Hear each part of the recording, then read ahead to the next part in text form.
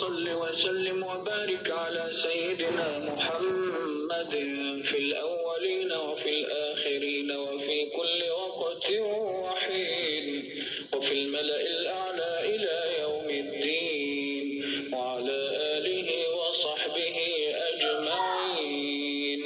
اللهم أنت الأول فليس قبلك شيء، وأنت الآخر فليس بعدك شيء، وأنت الظاهر فليس فوقك شيء، وأنت الباطن فليس دونك شيء. اقض عنا الدين وأغننا من الفقر، وباعد بيننا وبين خطايانا كما باعدت بين المشرق والمغرب، واعصمنا من الخطأ والخطيئة والزلل، وتقبلنا عندك بقبول حسن.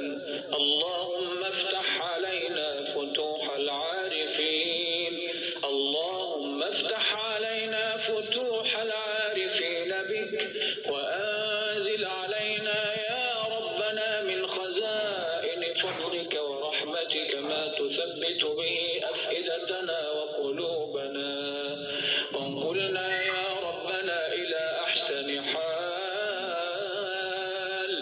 انقلنا من الضيق إلى السعة، ومن الغضب إلى الرضا، وارفع ذكرنا، وضع وزرنا، وأصلح أمرنا، وطهر قلوبنا، ونور قلوبنا، واغفر لنا ذنوبنا، واستر عيوبنا، ويسر غيوبنا، واجعلنا من التوابين، واجعلنا من المتطهرين، واجعلنا من الذاكرين الشاكرين، وعلى البلاء صابرين.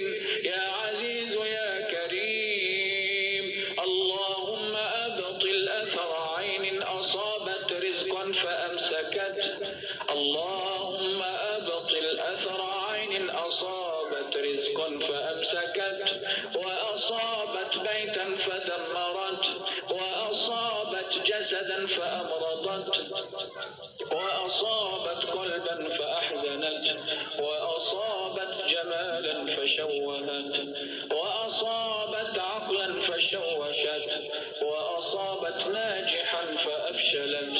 اللهم اكشف ضر كل مصاب ومبتلى، اللهم اكشف ضر كل مصاب ومبتلى، واشف كل مريض برحمتك ولطفك يا شافي يا رب.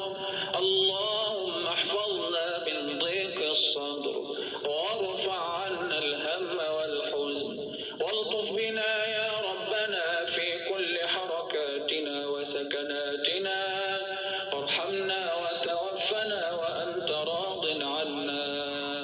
اللهم نور قلوبنا، واغفر ذنوبنا، واستر عيوبنا، ويسر غيوبنا، واجعلنا من التوابين، واجعلنا من المتطهرين، واجعلنا من الذاكرين الشاكرين الصابرين يا كريم.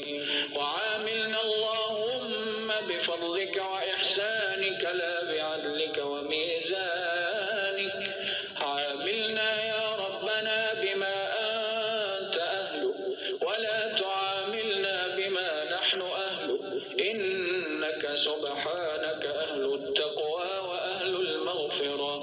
اللهم اهدنا